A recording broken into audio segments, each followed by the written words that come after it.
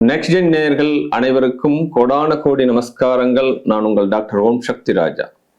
வாழ்க வாழ்க வாழ்க வாழ்க வாழ்க வாழ்க. ஓம் ஸ்ரீ ஸ்ரீங் சிவயவ சிவாவா சிவரூபிணியேவா ஓம் சக்திதாயே போற்றி. சர்வம் சக்திமய். பராப வருஷத்துல வரக்கூடிய இந்த சனி பகவானுடைய வக்ர பலன்களை நாம இப்ப பார்க்க இருக்கிறோம். சனி பகவான் நேர்கதியிலிருந்து வக்ரகதி ஆகிறார். பட் மீனத்துல ரேவதி 2ஆம் பாதத்திலிருந்து உத்திரட்டாதி 4ஆம் பார்வை ஆன்டி கிளாக் வாய்ஸ்ல இருக்கக்கூடிய கிரகத்திலே மிக நிதானமாகவும் மந்த கிரகம் சொல்லக்கூடிய இந்த சனி பகவான் பின்னோக்கி செல்கிறது. ஒரு சுழற்சி பாதையில ஏற்கனவே சுழன்று கொண்டு இருக்கக்கூடிய பாதையில அந்த பாதையை விட்டுட்டு மறுபடியும் ரிவேஷ் தன்மை, அதாவது பின்னோக்கி செல்லக்கூடிய இந்த தன்மை தான் இந்த வக்ரகதி அப்படின்னு பேரு.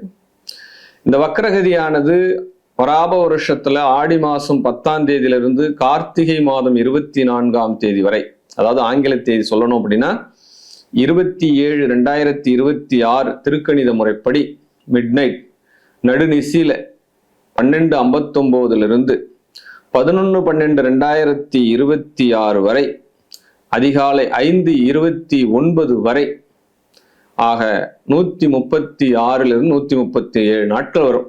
இந்த நாட்கள் இந்த மீன ராசியில ரேவதியிலிருந்து உத்திரட்டாதி வரை இந்த சனி பகவான் பின்னோக்கி நகருகிறார். இதுதான் வக்ரகதி அப்படின்னு பேர். பொதுவாகவே ஒரு கிரகம் வக்ரகதி ஆகிறது அப்படின்னா தன்னுடைய பலன்களிலிருந்து வேறு கோணத்தில் செல்லுதல், தன்னுடைய நிலையில் மாறுதல், தன்னுடைய பேச்சுக்களில் மாறுதல். ஒருத்தர் பேசிட்டே இருக்கார், என்னப்பா நேத்து பேசுனது ஒண்ணு இன்னைக்கு பேசுனது ஒண்ணு மாறி மாறி பேசுறியே அப்படின்ற மாதிரி. அப்ப கிரகங்கள் பார்க்கறச்ச அது எந்தெந்த மாதிரியான தாக்கத்தை 12 ராசிகளுக்கு கொடுக்க போகிறது. ஆல்ரெடி மேஷத்துக்கு 7.5 போகுது, பட் கும்பத்துக்கு போகுது. பட் இந்த 12 ராசிகளுக்கும் எவ்வகையில சாதகம் பாதகம் அதற்குண்டான பரிகார விதிகள் என்ன அப்படின்னு நம்ம இந்த வீடியோவில் முழுமையா பார்த்தலாம். வீரத்திற்கு உத்தான சிம்ம ராசி அன்பர்களே, இந்த சிம்ம ராசியை பொறுத்தளவுக்கு கௌரவம் பிரதானம் அப்படின்னு சொல்லுவாங்க. கௌரவமே பிரதானம் அப்படின்னு சொல்லுவாங்க. எப்பயுமே ஒரு எல்லா விஷயத்திலுமே ஒரு கெட்டிக்காரத்தனம், ஒரு ஈஸியா பிரபலமாகக்கூடிய யோகம் இவங்களுக்கு கிடைச்சிரும். பட் அதே காலகட்டத்தில் இந்த ஸ்பீக்கிங்லாம் பார்க்குறோம் அப்படின்னா உள்ளொன்று வச்சுட்டு ஏதாவது ஒரு ஆழமான சிந்தனை உள்ள வச்சுட்டு அவ்வளோ சற்றுன்னு எளிமையா இவங்களுடைய ரகசியத்தை நம்ம வாங்கிக்கலாம் முடியாது. அந்த அளவுக்கு செக்யூர் ஜோன்ல இருக்கக்கூடிய விஷயங்கள் இவங்க அந்த சிம்ம ராசினியர்கள். ரொம்ப அழுத்தமா இருக்கா அப்படின்னு சொல்றாங்க இல்லையா, அந்த மாதிரி விஷயங்கள். ஆனா செய்கைகள் உண்மையாகவும் நேர்மையாகவும் இருக்கும். ஈஸியா ஜட்ஜ் பண்ணுவாங்க. யாரோ ஒருத்தவங்க எதிராளி வராங்க அப்படின்னா அவங்க நல்லவங்களா கெட்டவங்களா, அவங்க எதுக்காக வராங்க ஏன் வர்றாங்க அப்படின்றத ஜட்ஜ் பண்றதுக்கு உண்டான சூழ்நிலைகள் சிம்மராசி என்பவர்களுக்கு உண்டு. எப்பயுமே இவங்களுடைய பணம் எப்பொழுதுமே ஈஸியா கிடைக்கும் உங்களுக்கு. ஆக்சுவலா அதுக்குண்டான முயற்சிகள் எஃபர்ட் போடணும், ஈஸியா கிடைக்கும். இவங்களுடைய கரங்கள்ல நம்ம ஏதாவது இன்ஃப்ளூயன்ஸ், நம்ம ஏதாவது புது முயற்சி செய்யறோம் அப்படின்னா இவங்க கிட்ட இருந்து ஏதாவது பணம் வாங்கிட்டு போறோம் அப்படின்னா நம்மளுடைய முயற்சிகள் வெற்றி அடையும் அப்படின்னு. அப்படிப்பட்ட ஒரு அதிர்ஷ்டத்துக்கு உண்டான இந்த சிம்ம ராசினியர்கள் அஷ்டமத்துல சனி பகவான் போறார், அஷ்டமஸ்தானத்துல சனி பகவான் போறார். இந்த காலகட்டங்கள் உங்களுடைய வாழ்க்கையினுடைய பண்படுத்தக்கூடிய காலகட்டங்கள் அப்படின்னு சொல்லலாம். ஆமா, ஒரு மனிதனை மனிதனாக உருவாக்கக்கூடிய காலகட்டம்.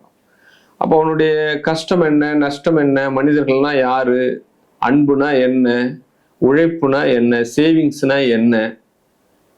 மனிதனுக்கு சிரமம் வரல கஷ்டம் வரல அப்படின்னாலே அவனுடைய தன்மை என்னன்னே தெரியாத போடும். உள்ளார 6 குணங்கள் இருக்கு. அந்த 6 குணங்களும் உருவாகிறதுக்கு உண்டான சூழ்நிலை கிடைக்காமலே போயிடும். இந்த காலகட்டம் உங்களை நீங்கள் மெருகேற்றிக் கொள்ளுங்கள். உங்களுடைய வாழ்க்கையினுடைய உயர்வு காலம் அப்படின்னு பேரு. ரொம்ப கஷ்டமா தான் இருக்கும்.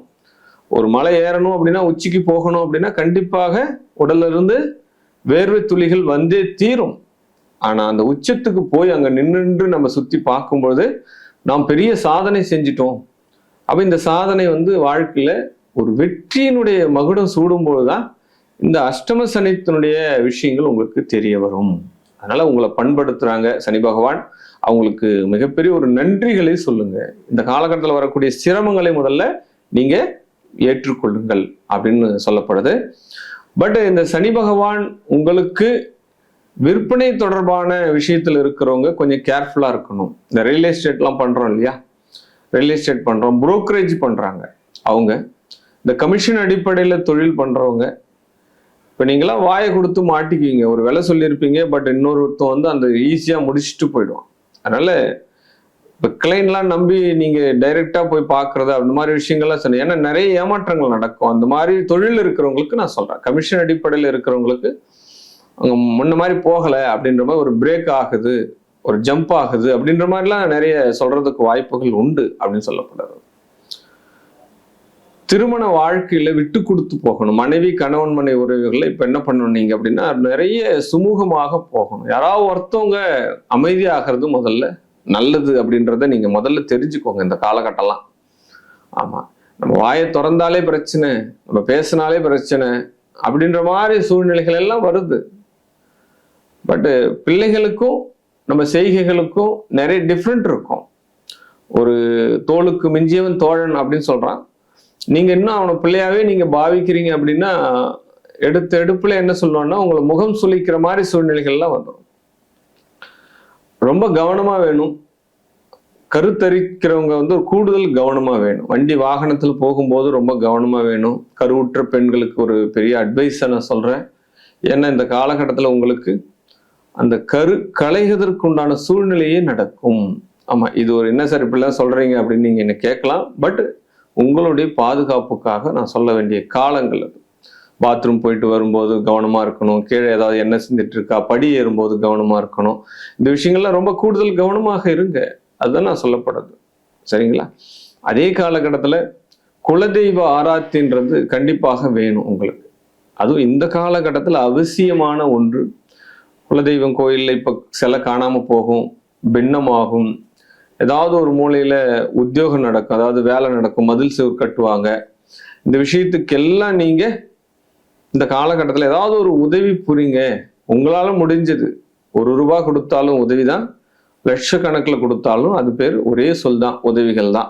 அப்ப உங்களால என்ன முடியுதோ, இல்லை பணம் பொருள் கொடுக்க முடியல அப்படின்னா உழவார பணிகள் செஞ்சுட்டு போங்க. அங்க போயிட்டு களவு போடுறது, கல் எடுத்து கொடுக்கறது, பெருக்கிறது, இந்த மாதிரி விஷயங்கள் வந்து இந்த காலகட்டத்தில் செய்யறது உங்களுடைய பாதிப்புகள் இருந்து விலகிறதுக்கு உண்டான சூழ்நிலை நடக்கும் அப்படி சொல்லலாம்.